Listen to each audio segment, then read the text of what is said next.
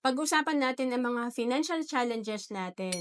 Unang-una is shorter productive life. Dati, magtatrabaho ka ng 25 years old hanggang 65 years old, talaga may trabaho pa. 40 years na employed. Pero ngayon, kahit na 35 years old, 40 years old, pwedeng wala ng trabaho.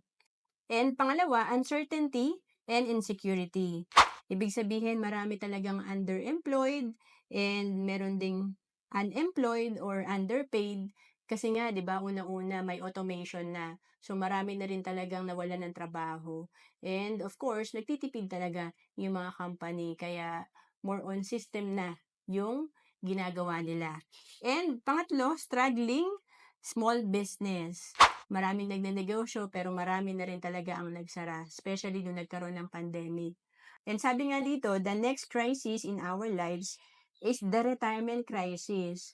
Kaya dito sa IMG, nagtuturo kami na kung paano nga ba tayo talaga magmamanage ng ating personal finance. And isa na dyan, yung retirement planning. Meron tayong mga workshop dito para matuto ka.